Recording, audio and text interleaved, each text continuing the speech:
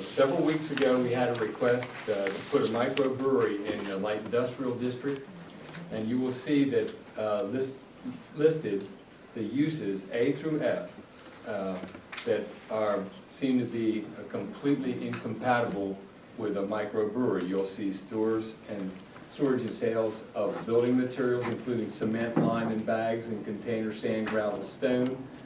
Establishments containing concrete products and central mixing, contractor shops, establishment for grain blending and packaging but not milling, ice manufacturer including dry house and warehouse storage and mini storage facility. I wrote an opinion that even though that seems very limited, that the manufacturing, the brewing would be legal in my estimation, but sales of brewed products would be an issue that the Planning Commission should be involved in writing an amendment if they so felt that that was a possible use. We went immediately to the Planning Commission in October. The Planning Commission went over it in great detail, and the original draft that you have in front of you was based pretty much on everything that they spoke about. Today, I spent time with our attorney based on an awful lot of emails that we received from one individual on this, and we tried to separate the things that were valid and streamline it. So there's not a lot of difference between this original draft and the final draft. Before I go any further, though, Chris Serino wanted to be here to explain if anyone had questions about what the Planning Commission was thinking about when they did this, and why brew pubs and microbreweries are in the zones that they're in. He's here to answer any questions of the council or the public as to the original sculpting of this document and the new draft, which he's also vetted. Chris? Thank you. Chris Serino, 104 East Campus Avenue, Chestertown, Maryland. I just wanted to kind of really quickly go over a really brief history of how it came to where we are tonight to kind of augment what Bill has already said. I want to first of all clarify, just on the public record, that at no point has an official presentation ever been made to the Planning Commission about a plan to create a microbrewery or a brew pub. This is simply something that we know has been in the works kind of behind the scenes. We had heard through the grapevine, and we don't live in a vacuum, it's a small town, as we all know that, because brew pubs and the term microbreweries weren't listed specifically as permitted uses really anywhere but our C3 zone, that it was creating some inefficiencies in the process of this particular entrepreneur who felt he was constantly having to come to the town to ask if certain things about his business were appropriate. So initially we did have this individual on our agenda, I think for our September meeting, or was it our October meeting? October meeting.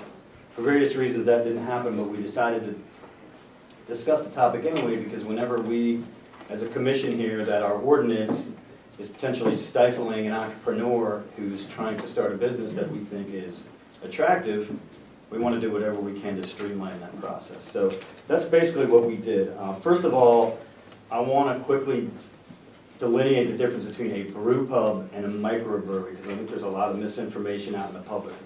People have stopped me on the street and said, like, I don't understand why you can't have a microbrewery. I went to an awesome one in Boston where I went in and I had a burger and fries and bought the local ale and they had it on tap and I bought a 6-pack, and what's the big deal?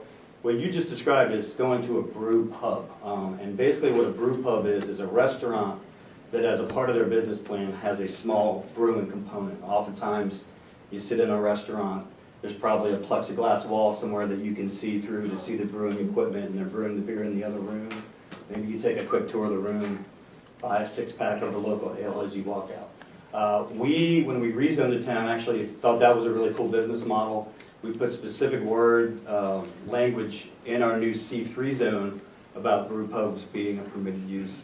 But from the feedback that we were hearing, we thought it would be appropriate to just simply add that to all of our commercial zones, where we already have other language that allows both restaurants and bars, which is essentially what a brew pub is. We did also want to add language when we talk about brew pubs in the ordinance to make sure that we wouldn't have residences above a brew pub for a couple of reasons. The most obvious is that the machinery is under a lot of pressure apparently, and it's a hazard to have people living above that equipment. A microbrewery is a little bit of a different animal. It's essentially what it says it is. It's a small brewery where the primary function is not to serve as a restaurant, but to brew beer. One component of microbreweries, almost every one, is that they have what they call a tasting room.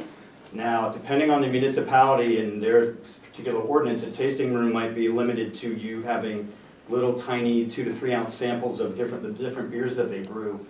And then you basically have to buy their bottled or canned beer and take it off premises. Easton, for example, is an ordinance that we looked at where they allow microbreweries in their light industrial with the stipulation that all the alcohol on site needs to be bought, but then taken off site for consumption. And I think it's because, as Bill said, most of the time in our light industrial park, the uses that are there aren't particularly compatible with what, although it's called a tasting room, essentially functions as a bar. So what we did as a commission is we said, hey, where do we think microbreweries would be appropriate? Well, again, in C1, C2, and C3, if you eliminated the residential component, because we already allow bars in those areas, we thought that it was an appropriate use for those 3 zones. And then we got to the light industrial zones where we had a much lengthier conversation because we felt like the process of brewing beer is essentially an industrial operation, and that part of the business was fine. When it got to the on-site consumption, we thought it would be fine if you went to that brewery, you got a tour, you bought the beer and went off-site to consume it.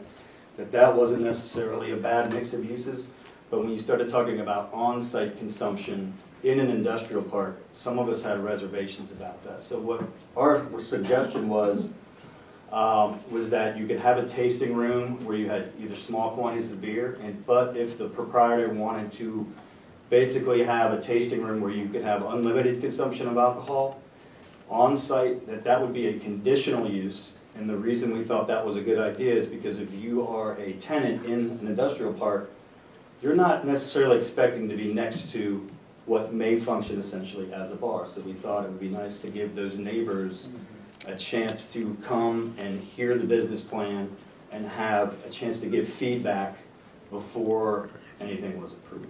And that's basically where we are. Again, we did look at other ordinances up and down the shore, and they vary pretty widely, but that's kind of the conclusion that we came to, is that our commercial areas would be appropriate for both brew pubs and microbreweries, and that the light industrial zones would be appropriate for microbreweries with a conditional use of on-site consumption. Very clear. Okay. Thank you. Good job. Thank you. Thank you. Very nice.